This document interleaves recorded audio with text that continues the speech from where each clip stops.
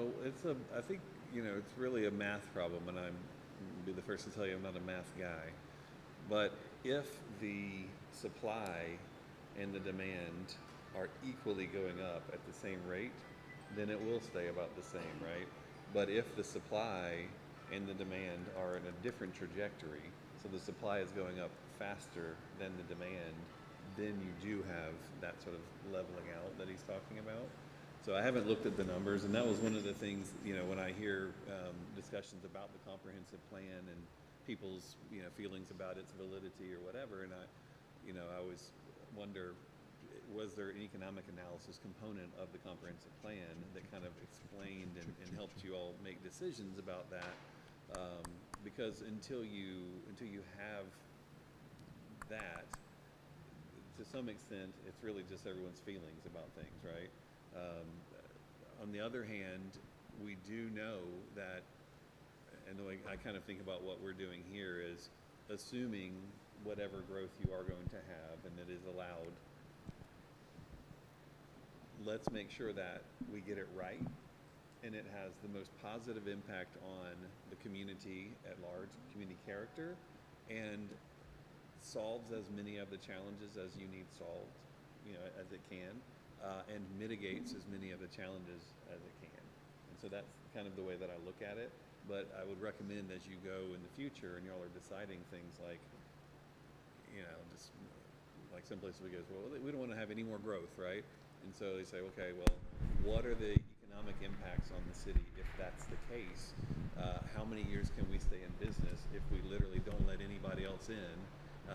How much do we need to grow each year to maintain the same level of service that we currently have without our taxes going up? Or we're okay with our taxes going up as long as it's keeping people out. And once you have that information, you guys can make those decisions in a data-driven way. So. Excuse me. I have a couple of thoughts because I've been here since earlier this morning, and when I was chatting with Brian and Brad and Anna, we touched on a number of topics, more so related to character, and I think that's what the focus of this meeting is character. And but I do want to touch on the demand versus growth. And I think when we were talking earlier, I brought up like studies, and then I had an opportunity to speak to Jeff briefly before this meeting started about, what do the studies show for 10 years from now, 20 years from now, 2 years from now. And Brian, you said you were in the process of doing an inventory, and what I had asked about was, what is the number of homes that are currently available for rent, that are single-family purchased, how many more are needed, and Jeff, you said there's a shortage nationwide of 5.5 million, I believe, but here in the city, and perhaps outside of that, the county too, because, look, my mailing address is Gallatin, but I live outside the city boundaries, so what is available just beyond the urban growth boundary? And when we're looking at that, also, what are people interested in? So we were talking about character, and forgive me, I don't think anybody from D.R. Horton is here, and Brad was kind of laughing at me because he kept saying Nexus. Nexus looks like an alien planted it here. It's not the character of Gallatin. It doesn't look like anything else here, and I drive through that development every day going home. Most days, I should say.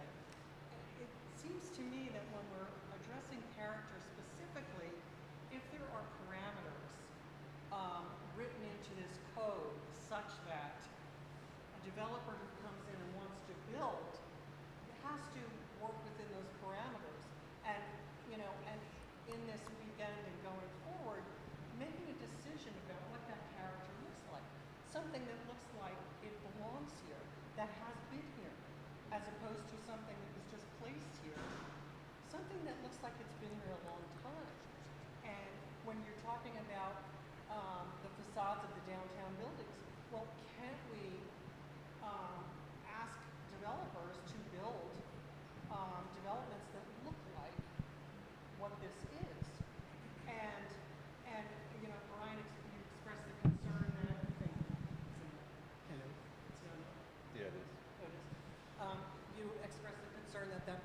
exclude some developers.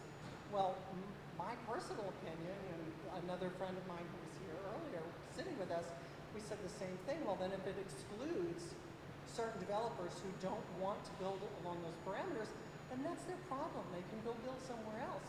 Because as a city, as a council, as a planning and zoning, residents, don't we get to make a decision about what, thanks, Brian, about what this looks like? You know, as opposed to just a bunch of angular buildings that are, I live in the brown one or I live in the blue one, but park across from the green one. As opposed to, I live in the, you know, the one with the black front door, it's red brick with a black front door, you know, or whatever, or you just give them the house number and they know where it is. As opposed to different shades of the same model. Right. Yeah, it's hard. It's a real challenge, you know, when you have the national home builders, they have their formula, you know, they have their book of plans, and you know, one of the difficulties is that the plans that they have, like if you just zoom way out and look at it from above on the satellite view, you know, you could take that house and put it in the downtown in a historic neighborhood. The problem is when you zoom in and you realize, okay, well, yes, this house has all the same attributes as a house in the most beloved parts of the city. There are bedrooms and bathrooms and a kitchen and all of that. The way that they've designed it is quite unfortunate. It has no bearing on a resemblance to the places that people love the most. I'm not quite sure what happened with all the national home builders. Like they had the resources and money to go hire the best architects in the world to design their houses. And there are ways that you can keep costs down. I mean, I'll see thoughtfully designed affordable housing projects with good design that most people, you would not even realize that it's affordable, and you might prefer it over something you would see in a new, nice, fancy, high-end neighborhood that from, you know, so one of these cookie cutter subdivisions. And so that's one thing. To your point about can you not ask for more, you can. There tends to be a reluctance from most cities to dictate what a developer can do to some extent.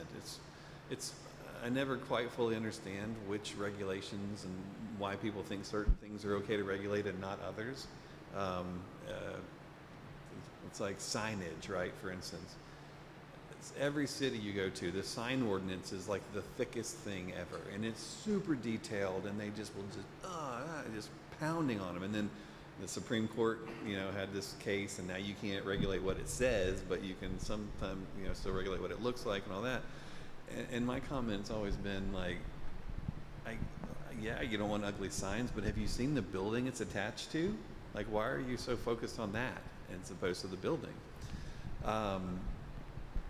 Unfortunately, now there are also state statutes that limit what you can do on residential architecture design regulations. Those are kind of new, but they were lobbied for by the National Home Building Association and all the home builders around, and they seem to have prevailed. We're still trying to understand, you know, kind of what the full limitations are, but it seems unfortunate because the largest land area of any given city that's developed is in single-family residential. And I'm not quite sure why it's okay to regulate multifamily and commercial, but not single-family. I mean, I get it if you say, well, the homeowner should be able to decide it's their land, it's their lot, it's their little, you know, their little piece of heaven on their lot. But it's actually not the homeowner that's making the decisions, it's the home builder. And then the homeowner comes and buys whatever's available that's in their price range and is for sale at that time. And so it's like this weird conundrum that we find ourselves in. However, to your point about a regulation to do this or that or the other may exclude this builder or that builder, I always tell people, if you're truly concerned about your growth, one of the sort of best ways, sort of the most thoughtful ways to start to curtail that a little bit is to make sure that your regulations are giving you exactly what you want as best you can, and it will sort of weed out some people who are just trying to slap it out whatever they normally do. And so now you've done two things. You've paced your growth at a more reasonable pace, but you've also, everything that is built is charming and fits in with what you would imagine for the future. Most cities, though, and especially without that economic analysis that I was just talking about, they're not often comfortable going to the full extent to make that happen. So, yes. Two things. I want to talk about the character areas, the 4 character areas that are in the Plan Gallatin, but just to comment on what you were saying, a question I've kind of been having for a while is why have we kind of gone from where people just buy some land and build themselves a custom house, like build their own house. Like that was kind of how I grew up. My parents built the house I grew up in, and I grew up in with them building the house for a couple of years, right?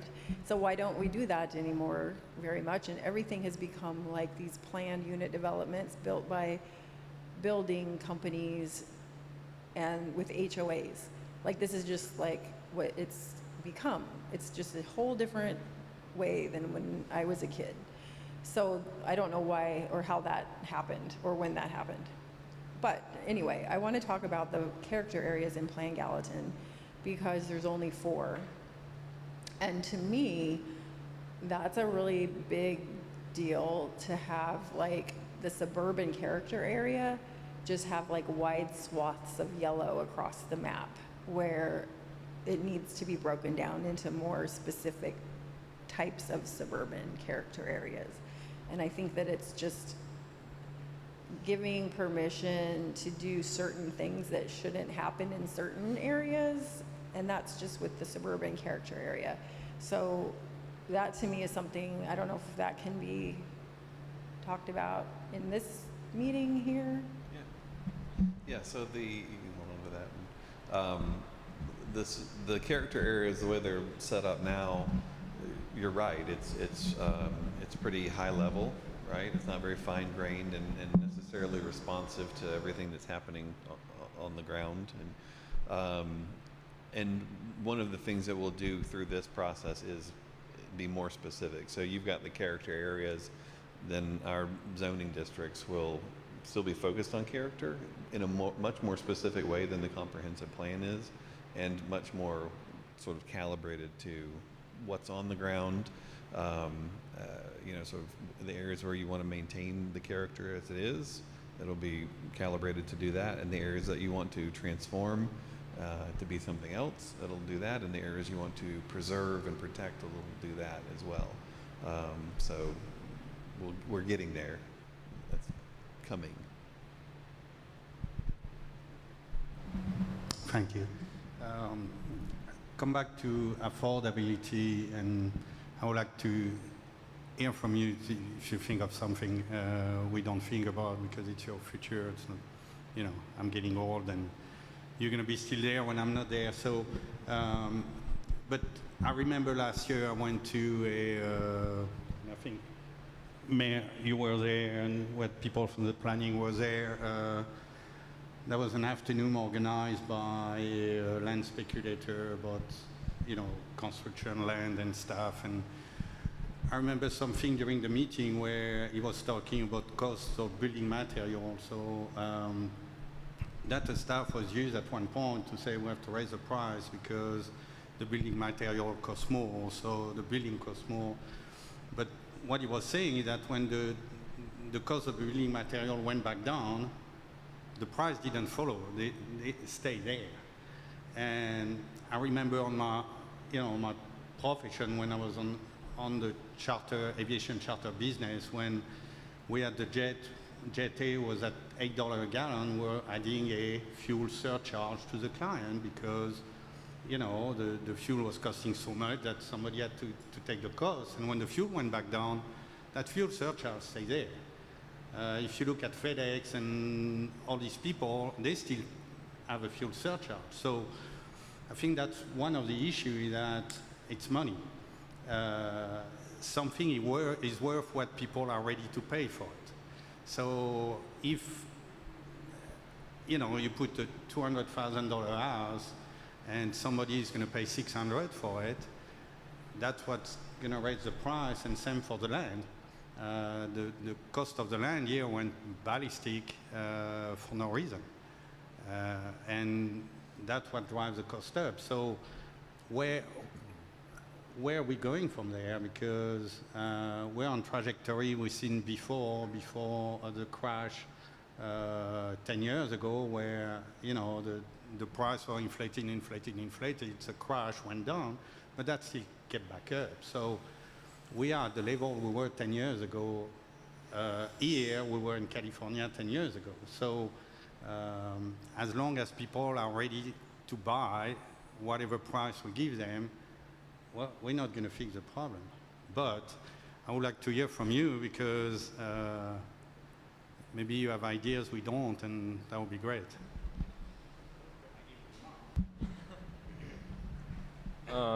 So it's pretty loud.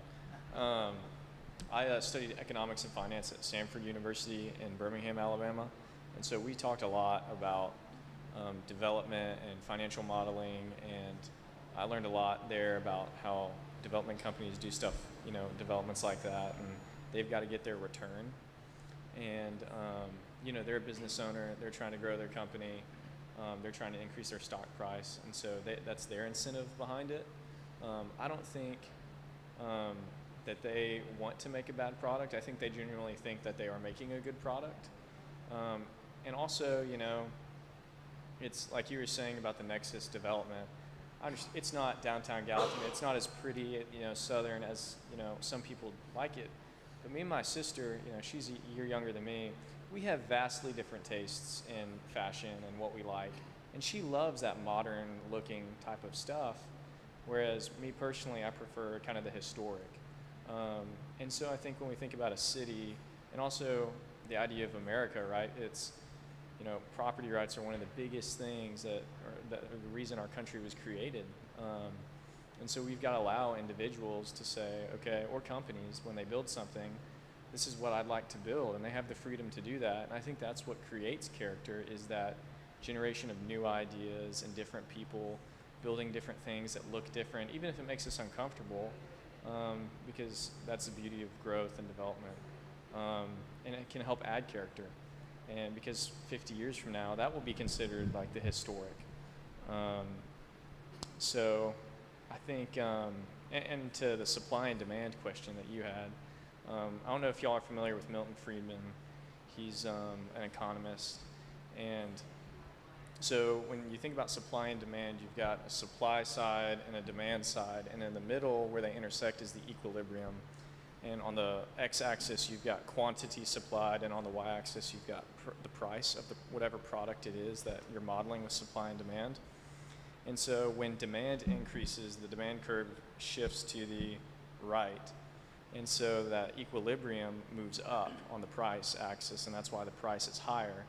And so you can't really limit demand, because that's something that is something we as individuals create with our own different tastes and preferences. At the supply side, however, you can change. You can, if you decrease supply with regulation, with taxes, it moves it to the left, and the price of the product goes even higher.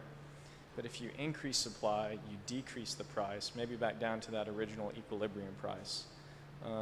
And so that's why people say increasing the supply is the best way to get the price down, is because the more demand there is, the higher the price goes.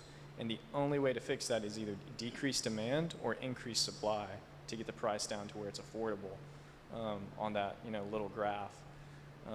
And people do this with mathematical models. It's really cool stuff, calculus.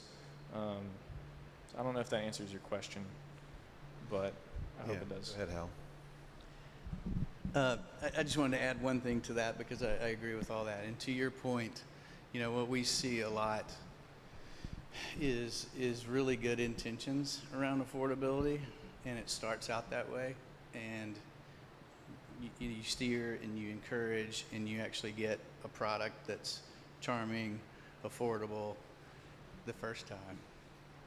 And then what happens is when that home or that townhome resells in an area that the demand is great, then the market takes over. And so what we find is there's a lot of opportunity, and we spend a lot of time delivering an affordable product sometimes, and we're successful on the first sale, on the first development. And then when the market takes over and someone resells and someone's willing to pay twice, then it just kind of gets out of control, and then you can't really guide, or then it's out of your hands. And so in Middle Tennessee, that's happening all over the place because people love to live here and they're moving here, and they're I'm not saying they're causing this problem, but it's hard to solve when people are willing to pay that stuff. And so that's one of the challenges that we see, is maintaining that affordability, not starting out that way. That's easier, but it's the maintaining of that is what's so hard. Yeah, and you see, there's a house in downtown Franklin that's sort of right across the street from City Hall, and I would guess it's probably 600 square feet maybe. It's one of this tiny little cottage there, and it's probably pushing $1 million. But the thing about it is it's relatively affordable, right? And that's one of the things that we've lost around the country, especially when the national home builders are putting out their neighborhoods. It's like they'll put 400 units of the same exact size, boom, boom, boom, boom, boom, boom, all down the street, and they all look alike, and they're all the same. And so, you've got, if you really think about it, even if the cost per square foot were the same between a mansion and a mill worker house or something like that, the size will automatically make it something so that, if maybe you're like, yeah, it's fine living in an apartment, but I'd really like to not have somebody above me, that my neighbor's banging on the ceiling all the time or whatever. I wouldn't mind living in a tiny little cottage, even if it's maybe smaller than my apartment or whatever, and so but what we find is you don't have that variety of housing. And I talked about missing middle last night. And when we talk about multifamily or apartments, the only option is apartments that are in an apartment complex. You don't ever see the small scale 4, 6, 8-plex units like you used to in historic areas that have, obviously a positive impact on providing additional housing on a smaller piece of land. You just lose that, the way that development is done today. However, you think about, you mentioned before about the way development has changed over the years, and yes, there were times when a building here, a building there, especially out in the hinterlands around the perimeter, but somebody actually laid out downtown Gallatin all at one time. That's how you got that grid. And many of the buildings were built, not by an individual, lots were. And so there was, you have opportunities. We don't do as much custom homes around here as some other places. You end up with home builders or developers developing the horizontal infrastructure and also building houses. And so you automatically get a lot less variety. It is more reasonably priced, for sure, than if you went out and had to hire an architect and find a home builder yourself and do all that. And so we're just at a weird time in nationally, but also locally. You're starting to see more growth than you have. But the thing that I was really surprised by, and if I say this number wrong, Brian, correct me, that there are 14,000 units that are approved currently that aren't built in the city. And so if anybody's like hanging on to like, oh, we like it how it is, too late, by the way, right? 14,000 units is a lot of units. And so in some ways you may shift from a mindset of protection to a mindset of, all right, well, let's get it right then. It's, those 14,000 units also were approved under the old zoning ordinance. And so they're going to be what they're going to be. So we're talking about like what's left, I guess, and hopefully we can make a positive impact on that. So, is that number right, Brian? Yeah, it's a lot.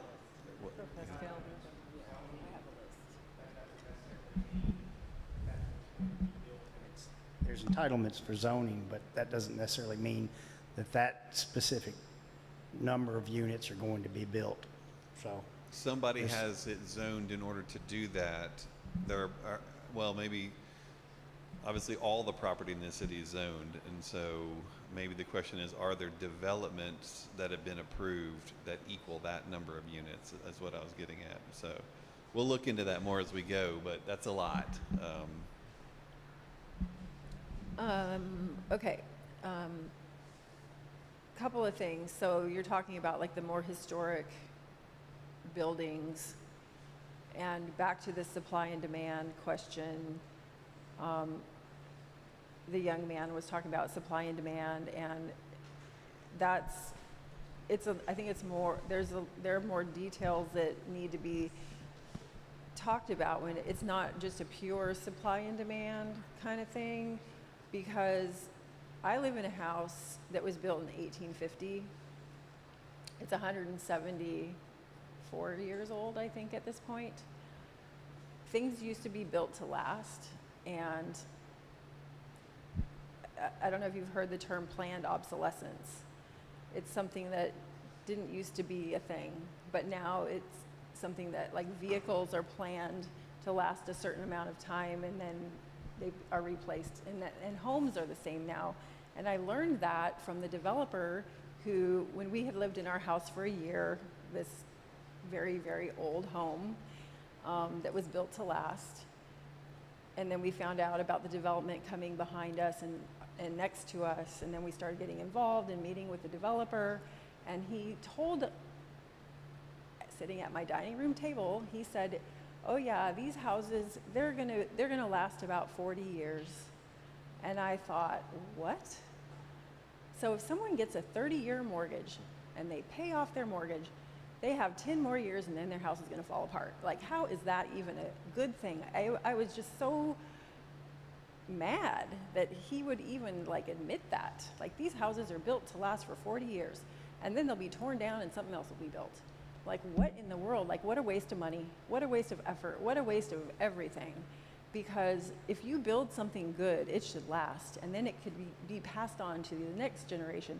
There's a lot of things that are like adding to the problem of affordability, and that's part of it. Like, and I think a lot of these big builders are building things quickly, and they're not as good quality because they're not going to live there. Why should they build something that's going to last forever, that they can pass on to their children and grandchildren? And it's just a whole new way of thinking than what used to be. So it's really like, yeah, supply and demand at one point is true, but I think it's just like a lot bigger conversation than just like, the more we can build, the cheaper it's going to be. It's like, is that a good thing? Do we really want cheap? Or do we want something that's going to last? Because then that home can be sold again or passed down and last. And I don't know. That was what I wanted to say. You know, the number one thing that makes something built to last is that it's lovable, right? So even a well-built, ugly home will only last for whatever trend cycle it's at, and then it'll be torn down, and something else that's in fashion will be built in its place. And so I think for the most part, you know, nearly all new homes, to my earliest comment, that, you know, people wouldn't tell you that they're living in their dream home, they're just living in their home. And so the buildings these days in most new neighborhoods are not lovable, regardless of the quality of craftsmanship. So A couple of things. First of all, my house was built in 1986, and it's a very well-built home. And my dad was a custom home builder, and you know, in northern New Jersey, and the homes that he built are still standing. But at the neighborhood that I grew up in New Jersey, at the time they were cookie cutter homes. affordable for the, starter home. And now people have taken that base home and they've added additions. But the base home is still standing, and they just added to it to make it more livable, to accommodate their needs. But I had a couple of things to say. You said, you used the term "get it right," and going back to character again. First of all, I had a couple of questions about the character. We're talking about character. We were talking about character earlier, and I'm a little confused because I'm kind of wondering, and I do get about everything about the affordability, but will a decision be made this weekend or in the year to come as you're working on this about what the character of this town will be, what it will look like, presenting that to the city, and then the council votes on it? Is that, that's one part of my question. And the second part of it is, what's the reality of if a decision on what the character will be of that being approved, which is an unknown. And then you said something else about state statute or something about cities not being really permitted to set those parameters. I don't know if I understood you correctly. Yeah. That's only in Tennessee? Because I know that I've read numerous articles over the years about certain towns, perhaps not in Tennessee, but nationwide, that they do set those parameters. If there's a certain historical key character about that town, I know this is a silly example, Helen, Georgia. Have you ever been to Helen? It's like the Swiss Alps kind of thing in Georgia. Well, everything that is built in there, I'm not saying it's a good idea, but everything that's built in Helen, Georgia, looks like it belongs in the Swiss Alps, And I know there are numerous other towns. I think Jackson Hole might be one that they have, or other towns like, that they do set these parameters. And if somebody's going to build, it has to look like this. Yeah. And good or bad, I know that, but again, I don't know if that's, still acceptable in Tennessee. Was there something else? Oh, I know, back to the character. When we were talking earlier about character and how things fit in, who makes that decision? Like, so if I said, gee, I think that the idea of like holding on to the historical character and making Gallatin a destination because of its, a recreational, outdoor recreational beauty and attracting people for recreational tourism, the lake and hiking and that type of thing, and making it a destination because it is village-like, because everything, there aren't these haphazard developments that looks like Nexus or looks like such and such, that this is totally different from this development next door, and it looks like it's just like sloppy, I guess is the easiest way to say it, sloppy, because, well, this was developed, this was approved because, yeah, sure, it looks nice, and then this was developed because, well, somebody else on the council liked the look of that one. How do you bring that all together and get people to come to an agreement on what it might ultimately look like? All right, so I'll do my best. So will there be a character decision made during this process?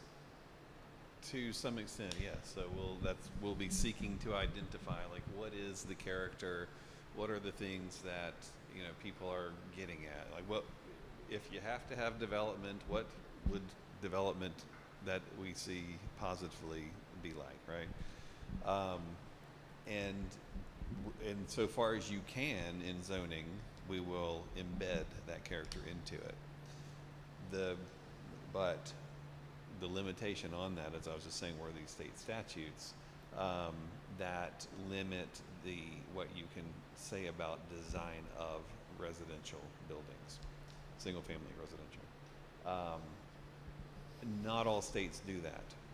It's a relatively new thing for Tennessee. North Carolina has a similar thing. How strict is that? Like, does it say you can't have, sorry, does it say you must have this or cannot tell somebody to have this particular architectural detail? Or, I mean, is it like, how detailed is it? Yeah, and that's part of what we're getting into and trying to understand is because we often aren't asked to be hyper specific in a zoning ordinance about certainly architectural details or style or anything like that. It's more about massing and building placement and, you know, the height and all those sort of things. But, you know, a typical zoning ordinance today that has architectural standards in it might say if there's a determination in the community that you want more traditional architecture as opposed to more modern architecture, you would say that windows have to be vertically proportioned, right? You see a lot of times in modern architecture, you see windows like this more. Something like that that's not style specific, but it starts to at least give you some guardrails as to what someone can do when they're dreaming up, you know, the design of a building. So, and then who decides is, you know, that's part of why we do this process, right? And so we go through, and that's why I show you guys images, and I see the ones that you respond to, and then when we ask, you know, what are the areas that you love the most, and you know, and that's one of the things that I want to get out of this meeting is that, you know, if you had to say, this is our favorite street in the city, residential street, where would that be? And then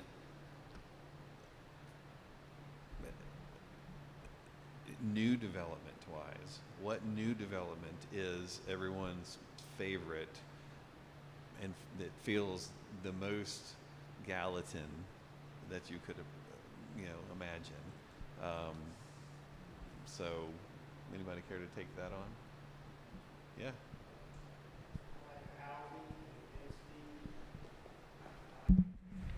Here we go. I like the housing and basically the density, even though it may be considered low by current standards in the historic district. Eastland and out that way, northeast of downtown. Also like a lot of the stuff that was built in the core of Kennesaw Farms, which is new, what I consider new. There's some good examples over there. So those would be two. You know, you couldn't get away, no matter how much money you wanted to spend, you couldn't get away with building a Frank Lloyd Wright home with that type of architecture and materials in Fairview. You could spend $10 million and wouldn't comply. So that's part of the answer about custom-built homes on property that you carve out from some. That may be fine to do, but there's a very small, extremely small niche type market for that type of housing. And it's just, you know, there's a place for it, but there's very few people who can afford that. And increasingly so here in the last few years. Most of those places you're going to find are out in the country with much larger lots, or they don't have central infrastructure and things of that sort. But those two areas, I think, are unique, and there's certainly a substantial time frame of their development pattern. I like the development pattern a little better over in the Eastland area than I do Kennesaw Farms, but as far as the aesthetics of the structures themselves, those are better examples in Gallatin. Great, thank you for that.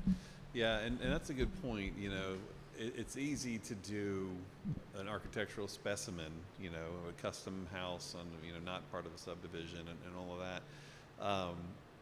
The one thing to note though is that there are lots of new neighborhoods that are built that are lovable, that aren't custom, that have all of the attributes, or, you know, based on the, you know, historic areas. There's one to look at outside of Louisville. It's called Norton Commons, and in Norton Commons, I think when it first got built, it's 600 acres, and there's 1,800 homes. I'm looking here, 100 plus businesses, 3 schools, parks, pools, green spaces, etc. They the cheapest house there was like 80,000, and it went up to like 3 million within the same neighborhood. Obviously, the 80,000 was smaller and simpler in its design and not on the water and whatever. But it's a great example of, all the buildings are lovable. You can see how you can incorporate all the different building types. And that builder, they actually started off with a building supply company, and they got so big, and they're like, well, we could do some development, and they started doing development, and they just decided to do it. Now, they aren't a national home builder, but you can see at a large scale that you're able to accomplish that. We have other examples closer by. I don't mention those because they're very expensive, because they're in Franklin, and so everybody's like, oh, well, that's Franklin, or that's not reasonable, but they do the same things. When you look at a relative affordability within the same community, there's a wide variety of price points, and the buildings are lovable as well. Yes. Hi, my name's Erica. Thanks for coming, by the way. We live off a Tulip Circle, and it's that development. I think it's the Tompkins. There's a development being thrown around back there. Mm-hmm. You aware of that? Generally, yes. Okay, so we have a nice big tree line in it. We call it the cow pow thing. Things. Our concerns are, and I don't know how far along it is in development, but our tree line there, which we have if there are new houses and townhomes being built there, one, are those trees going to be taken away? And now we have a view of a bunch of houses that we didn't, we like our trees. Also, there's a waterway that comes down from that and goes down into our little subdivision. And just one more thing, and I'll let you answer. I also know that the roadway East Main Street going into that development is not suitable, because you've got one way in and one way out in that development, and it's not set to code for fire to get in there as well. I just wanted to know your thoughts about that development. Yeah, so I'll answer a high level first, and then I'll turn it over to Brian to answer the part about the specifics of that.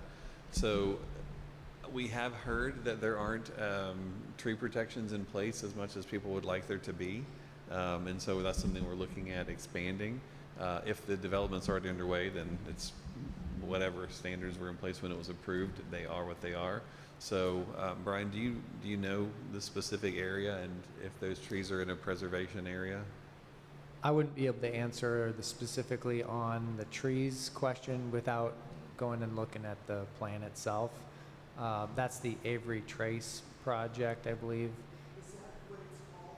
Avery Trace. Avery Trace is the one by Tulip Circle in there. Yeah, yeah.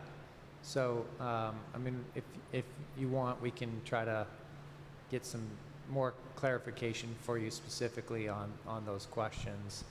But we'd have to kind of, most of the time though, for development purposes, we are asking the developers if there is an existing tree line and it's, along the edge of their property, we're asking them for a buffer yard anyway. And if those existing trees are within that buffer yard, we're telling them, hey, keep the existing trees because that's going to enhance your ability to buffer from the neighbors, right? And so for the most part, we try to request that whenever it's possible. Yeah. I know that we've gotten texts on survey from the city, and I ignored it because I thought it was something else.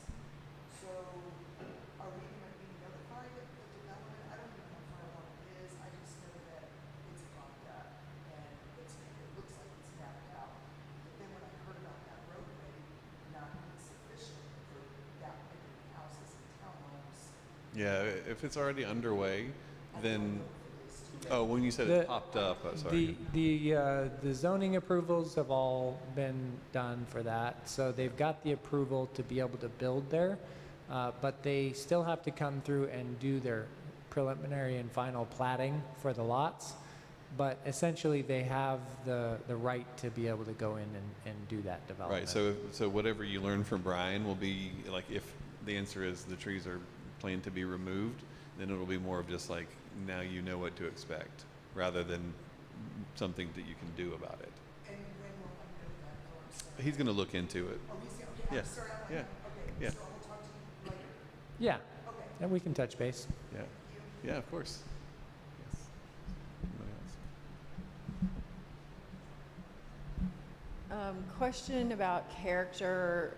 How much of it is about what things look like, and what else is involved in character besides just the looks of something? Yeah, so there are a few elements of character that we like to think about. There's actually a lot, but I'll give you the top ones. So there, how the building is set on the lot, right? So is it close to the street? Is it farther from the street? The farther from the street, the less urbane it feels, right? And so that's why the buildings in downtowns, even the single-family houses, are tend to be closer to the street. And as you move out, little by little, they get further and further until, you know, see a farmhouse set way back and pasture in front of it and all that. There are things like the type of building, right? So a single-family house, it has a certain character and it indicates something to you, whereas a mixed-use building or commercial building has its own sort of indication. Things like in a downtown area, you might see the trees would be with a tree grate around, like a little metal thing around them, whereas when you get into the residential neighborhood, they would have a grass strip with the street trees, and they'd be orderly. And then as you get even further out, maybe they aren't proper street trees, they're sort of just sort of naturalistically planted, and then you have, you know, you're driving through nature, right? The type of light fixtures you have, right? So in a downtown area, you want it to be a bit brighter and have more light, and the fixtures might be a little bit more ornate. And as you move out from the downtown, they will get fewer and less bright and less ornate until you have none at all. And so I could go on and on. There, actually, I don't know why I said there's a few things. There's a lot of things. Unfortunately, most of the time, those things aren't considered whatsoever when someone's doing a development. Where the development is, I don't know, that's where I have the land. You know, for us, we think about, well, where's the development? Okay, well, where that is in proximity to everything else, it starts to indicate what the character should be. If it's big enough, the development should actually have more than one character within it, right? Because we talked about the other night, what was the last night, about the sort of the average American's willing to walk about 5 minutes to a meaningful destination. That's like a quarter of a mile. And so within that quarter of a mile, you actually say, let's think about a historic neighborhood, and there might be a park in the neighborhood, and there's some, you know, smaller cottages around the park, and that's, you know, and then as you move out, that lots get bigger and bigger, and then at some point you get to the edge of the neighborhood, and you might have, you know, farmland, but you have that whole continuum throughout within even that 5-minute walk. It's very rare, and so that's part of the problem that people have with development today so much, is that if it's a new development coming through, you say, well, tell me about the development. Oh, it's a townhouse development. Oh, it's an apartment development. Oh, it's a single family development. That's not how real places are, right? And so they automatically feel a bit artificial, and they're homogenous and a monoculture, and so they're not interesting. And then when you add on top of that bad architecture, and it's like thing after thing after thing that has no attention to character, it's really just about what is the use at that moment, or you know, what is the particular owner of that property, what is their business model, as opposed to creating a community. Because when it's done correctly, we couldn't all walk around in the downtown and pick out where a particular developer built something. It's all just the historic Gallatin, even though they may have been built blocks at a time or streets at a time. It all just goes together. And so instead of things feeling like subdivisions or even developments, what if they felt like neighborhoods or communities or villages or hamlets, right? And so we've really gotten away from that, and it's nearly impossible, you know, with the way that most development is done today. But remember, I said most, not all. So it is possible. I want to hear from more people than Michelle and I. Actually, I'm looking at you, Jeff, because I was asking about those studies, and I'd like to know in this year-long process if studies that I mentioned earlier on, what the market forecast is and so on and so forth, if those types of things will be taken into consideration before your final product is presented. Secondly, for developments that are in the pipeline that maybe have not already had elevations approved, this is more for you, Brian, if developments that are in the pipeline at a certain point, if this zoning will be taken into consideration. For example, I don't know exactly how the process works, but if a developer has come to you and said, okay, I'd like to put up 65 townhomes, but they don't have elevations and they're not so far along into the process, if, even though they already are approved for that piece of property, that development, will it be too late in the process to say, well, here's our new zoning, this is what the standards or whatever you need to build to. And can you touch on agri-hoods a bit too? Sure. So the first part of your question about the studies being taken into consideration, we have all of the studies that have been done and have looked at them. One of the biggest driving forces of what we're doing is the comprehensive plan, right? Because that is adopted and that's the vision set forth. So that's, and usually by the time you get to the zoning, all the studies have been taken into consideration in regard to a comp plan. So yes, sort of, but it's not. Right. So there was something you said for Jeff after that. Oh, that was just tied to that. Okay, great. Was there something between that and agri-hood? With Oh, Brian. yes. Oh, yes. Go ahead, Brian.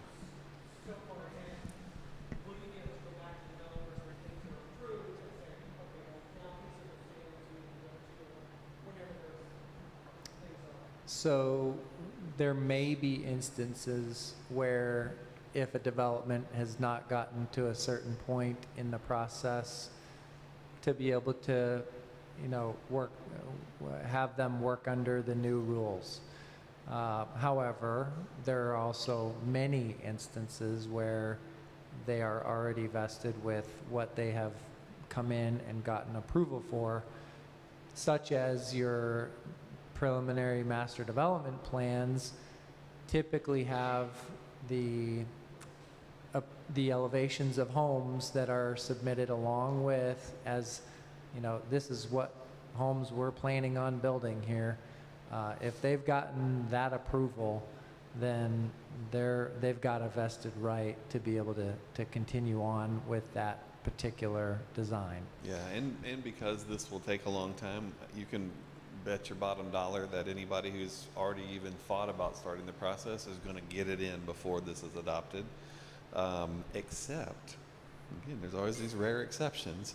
There are times when developers who are the kinds that I'm describing that you might actually be excited about them doing projects here, see a new zoning going in place and realize the advantage and the benefit to them, and they'll actually hold back. I mean, one of our private development clients did that in Franklin. They're like, oh wow, we're about to get this new zoning ordinance.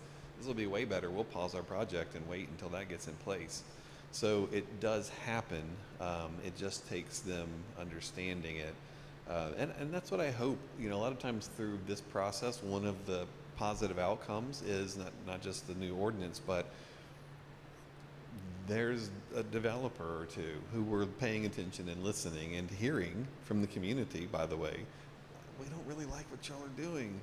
And there's this other way you can do it, and this is preferable, and now the zoning will let you do it. And so they go, oh, okay, now I'm inspired to do something different, So that's good. Like in Nolensville, the same developer that did the sort of most well-loved new development in Franklin decided that they were going to do a very similar project in Nolensville, but that was sort of market calibrated so that the price points worked in the Nolensville market, and it's going to be great. It was more units than people would have probably preferred, just because they were already in sort of a no growth position, but when they saw what that developer was capable of, and if that's what they're going to get, then they're like, oh, okay, well, if we're going to have it, let's have it like this.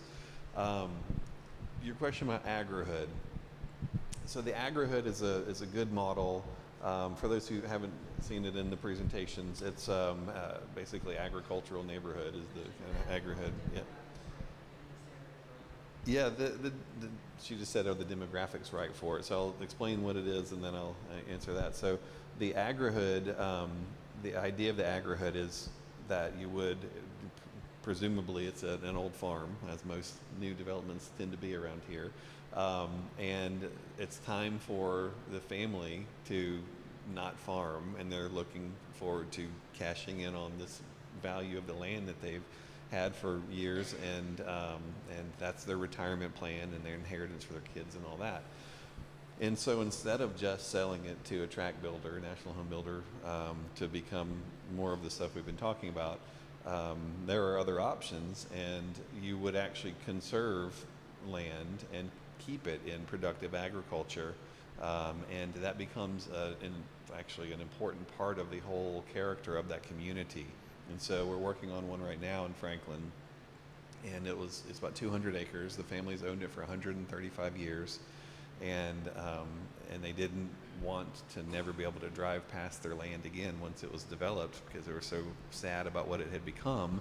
And so the opportunity presented itself for them to, partner with a developer, and they were, come along, and within in those 200 acres, it's going to be roughly 800 units.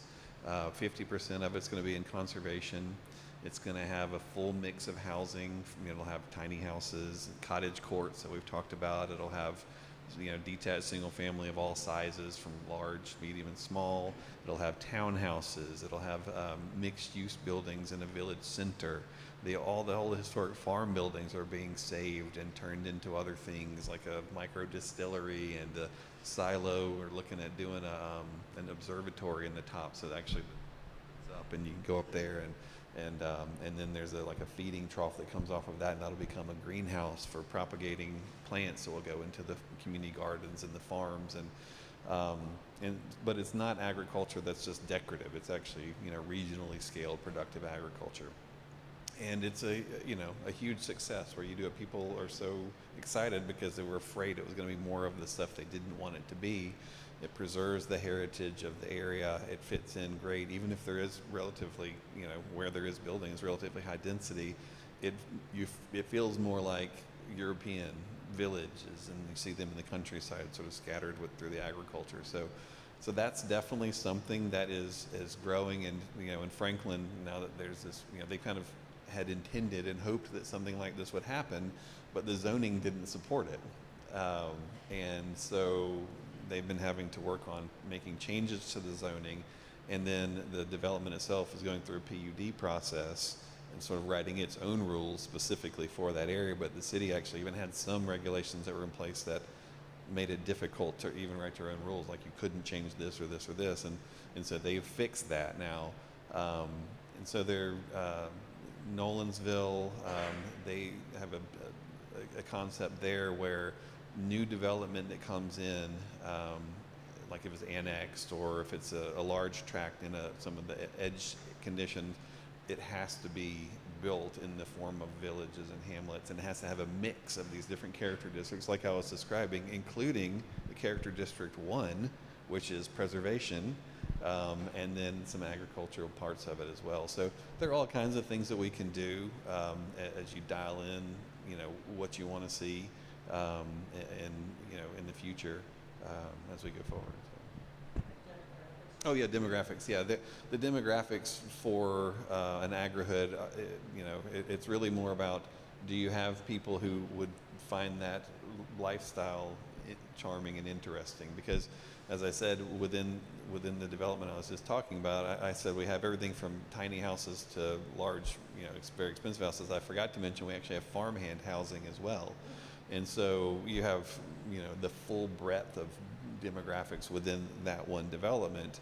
And then it's just calibrated based on, the cost of land is part of what determines the price points. And so your cost of land is lower than it is in Franklin. And so that is automatically calibrated to Gallatin to some extent.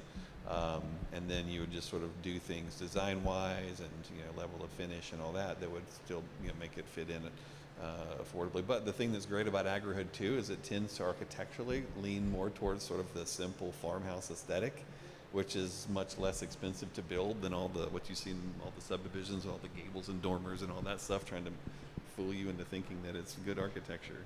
So yes, sir. So I just wanted to add one thing that to Brian's point, and several other people have said it, but one of the things that we see far too often is when people in communities are going through this zoning exercise, the perspective of it, the zoning code is far too oftentimes about restricting people from doing something, and an important part of especially Brian's process is it's far much more about allowing developers to do the things that you guys want to see.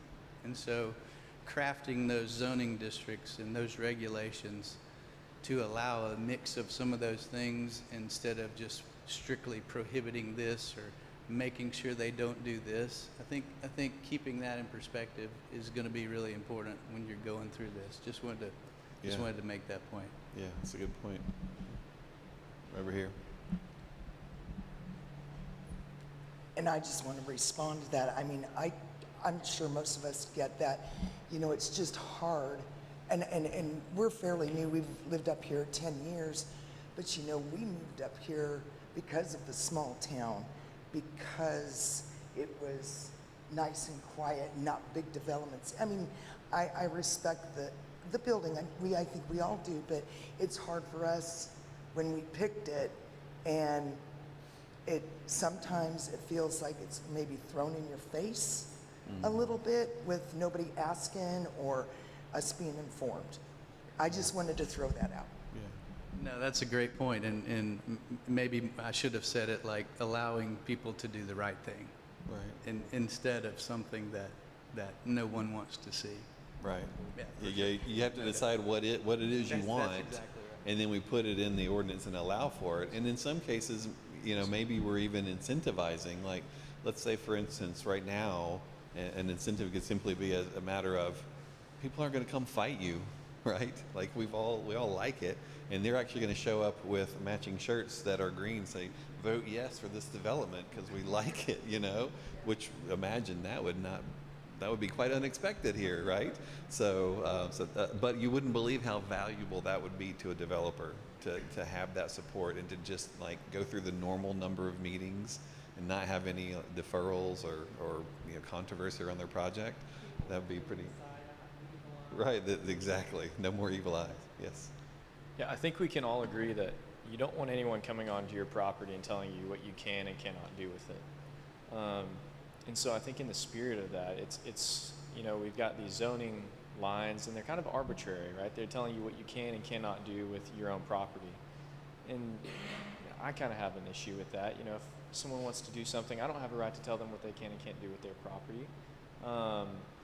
But at the same time, I know we have a vision for what we want our community to look like, for the type of, maybe individuals we want to have in it. And so instead of maybe restricting or setting boundaries, why not try to, like you said, incentivize what we want, whether that's with tax breaks or saying, hey, we like this, we'll help streamline the codes process or the development process to make it quicker for you to get in here and build something that everyone in our community wants, rather than saying you can do this, you can't do this. And that would allow more freedom and individual thought and creativity in our community that I think zoning over the past 100 years across the United States has really limited. So, Yeah. Well, and we actually do a lot of work in New England. I told the story at the kickoff presentation. We were working up in New Hampshire and the Live Free or Die state, and a woman accused me of being an agent of the United Nations there to take her property rights. I thought that was really fun. But we started talking about it, and I said, well, like what are the, like, first of all, we already have zoning here, right? So what would we change? Like, and what about, okay, let's not talk about what you can and can't do, but what about your neighbor, right? And so we went through a number of scenarios of what would be okay for her neighbor to do and not. And so she actually had limits. And I wish I could remember how the whole progression and the different scenarios I ran past her. But here's the thing that's interesting is we think about so often in the context of that discussion it being on a lot by lot basis, but the way that a city is viewed is on mass, the whole thing, right? Now, let's take Franklin for an example. So they've got their 16 blocks of their historic core, and you have a similar one. Theirs is a bit more publicized in Southern Living or whatever, but and that's about all that people want to take a picture of, right? But people think about Franklin. Oh, so Franklin, Cool Springs is the economic engine of Franklin. However, if it weren't for the historic downtown, Cool Springs probably would have never been there, right? And the Cool Springs is the part you actually see the most because you drive past it on the interstate and all that. And so there is a lot of sort of the rub-off effect, the impression, the character of the community, one thing leads to the next, and so I think there is something to be said for what somebody's doing on their own lot in this, when it comes to a development, because a development isn't just one lot, and we aren't talking about the homeowner, we're talking about a national home builder coming in and doing what they want to do. And so maybe what we focus on then is once somebody buys the house, we want to make sure we're not messing with them. And I tend to, like, for instance, some people, like I remember in Nolansville, they were hung up on four-sided architecture. You've got to have four-sided, the architecture has to be, and so they were beating up this developer who was doing a Publix shopping center and trying to make all four sides of the grocery store look like Main Street in Franklin, like a cartoon version of Main Street in Franklin on a Publix, and it was like broken up into these like 24-foot segments, and it just looked horrible, right? And the back and the sides, and I'm like, why are you doing that? Like, all you're gonna see is the front. Let's let them save all the money they want to in the back and spend it all in the front. We get a better thing. Like, who cares what the back? So I had this thing I kept saying, let the back be the back. And when they want to put some ugly swing set or something in their backyard, what do I care?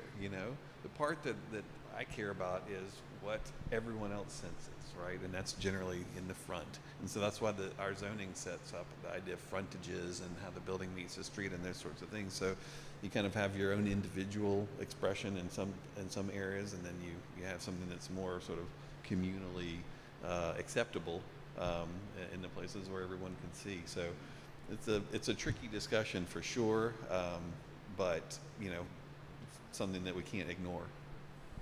I will say, after the public kickoff, for example, I know we had several development community folks there. We did get comments from them that they were saying, gosh, we're excited for these regulations to come into place. Nice. It's not something that they like when they have to show up at a city council meeting and negotiate what their parameters are going to be. It's much easier when they can show up and say, hey, we know what the parameters are because we've got a great code here, and that's helping us because we then can plan for what to expect. Versus, right now, if you're doing a master development plan, you can kind of set your own parameters for that and then go to the city council and ask, hey, can we get this approved like this? We like this, we think you should approve it. If somebody doesn't like it, of course, everybody in this room has probably a different perspective on what they do or don't like. Same thing for each of the city council members. And so it's going to be based on those 7 people sitting at the table. Do they like it or do they not like it? And that's not really a spot where most developers want to be. They want to know, hey, if we meet the rules, we can get our project approved. Right. And if it means that there's some design regulations that they'll have to submit nicer development plans for, they're going to be okay with that in a lot of cases, you know? So I was encouraged by hearing that from them, because that to me says they're willing to play when it comes to doing some of these nicer regulations. Yeah. One thing though that has to be recalibrated though is if most things go through with a positive vote, some people will have to be told no first before people decide to take a different path. I don't know that that's the case, but I mean, that's anecdotally what I hear. Oh, anything gets through. That's what everybody says. But I'm just saying, if that is true, then why would you do something besides the same old thing if you can just keep doing that? So. I just want to add on to what you said. My husband and I just moved here in 2019, and I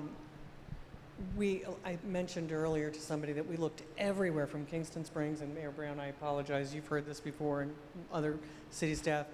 And we moved here because we loved the rolling hills, you know, we loved the quaint downtown. And I've said that, you know, I'm worried. I said it at a council meeting not so long ago that I'm worried because I can't imagine what the longtime residents feel like, and only living here 5 years and watching it go away is very sad and worrisome. I mean, we bought into a lifestyle here, you know, and it's being chipped away, and it's disappointing. But I also did want to say, Dr. Allison and Pascal, I guess, left. I know he wasn't feeling well, and Mayor Brown.